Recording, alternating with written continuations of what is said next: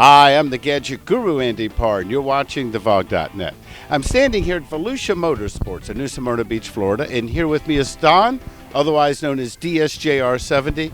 Don just took part of the Victory Motorcycles Ride and Compare. Don, we already know. You know quite a bit about Victories. You've owned a number of bikes. You have gone through a few Vegases, still own some. You've had a Vision. Have you ever spent any time on a cross country? I've only been out on the cross country once, and it was for about 5 miles. Today when you went out, you started on the cross country, you came back on the Harley. What's your initial impressions between the two? Again, the Harley vibrates way too much for me. The cross country I felt at home on. You know, it's basically the same setup as the Vision was. So it was more comfortable to start out on. Now, as we know, the cross country and the crossroads have a lot of similarities. We also know that you made quite a stink about a year ago when you took a test ride of a crossroads. Let's go in and cut to a clip of your famous words that were said just a year ago here on the VOG. It's built for somebody at least 2 inches taller than me.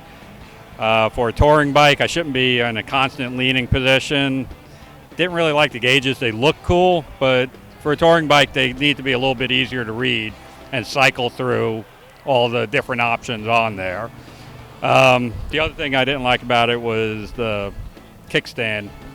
I have to actually move myself forward in the bike to get the kickstand back because it's out of my reach. Definitely not for me for around town. I would rather stick with a Vegas.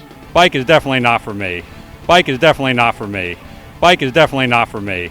So, Don, I think we get the feeling that the crossroads isn't for you. What do you think about the cross country now that you've had a time to put it through its paces? Well, the cross country is not for me either. Actually, neither one of these bikes is. I'd probably go back with a Vision just because of the buffeting issue. Now this bike is completely stock, and you know we've seen other bikes that people have done a lot of mods on to get rid of the buffing. Do you think this bike could be fit for the type of riding you want to do? Yeah, next year hopefully they put an electric windshield on it, which will be adjustable, and that would take care of pretty much all the buffeting problems on it. Now, as part of today's exercise, it was a comparison between the two models. You commented that the Harley has vibration. Doesn't that vibration kind of go away as soon as you accelerate and the engine picks up some revs?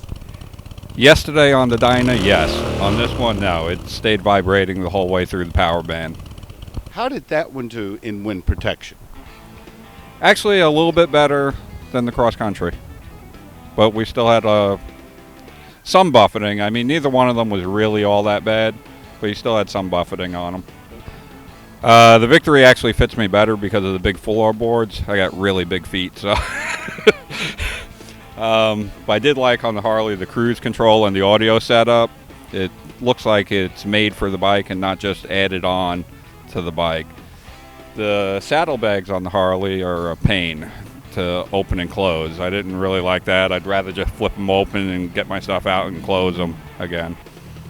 Well, if you were going to buy one today, which one would you buy? I'd probably still lean towards the Victory because it's a smoother running bike, and the shifter on the Harley I can't reach. It's too high, where I actually had to take my foot off of the floorboard to shift. Now, how's the transmission between the two bikes? You know, I didn't particularly care for the one on the Vegas. I don't know what the difference is, but these two bikes shift pretty smoothly in comparison. The cruise control, though, on the Harley is by far a lot better than the cruise on the Victory. Okay, on the Harley, they have the turn signals on each individual thumb. The Victory is, like what you see on many other brands of motorcycles. Which one do you prefer? Yeah, I think it's just something you have to get used to. You know, I prefer it on the left-hand side just because I'm used to it. I don't think that'd be a big selling feature for me either way.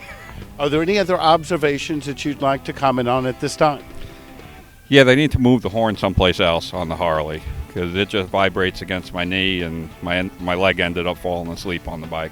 I have to admit, this is a pretty good program. We've had some people out here today at Volusia Motorsports testing both bikes, and I think it's a great way to compare, because you can go from one dealer to another, but to sit on them, to feel them, to put them on the stand, to ride them back to back, Is there anything that you learned here doing it that way that you wouldn't have learned by going dealer to dealer?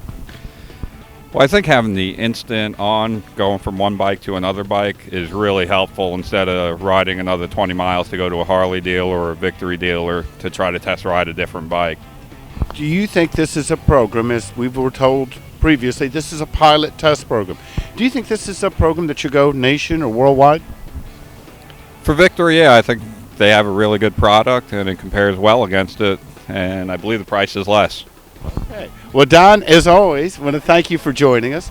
For the VOG.net, I'm the Gadget Guru, Andy Parr, and I'll see you on the road and online.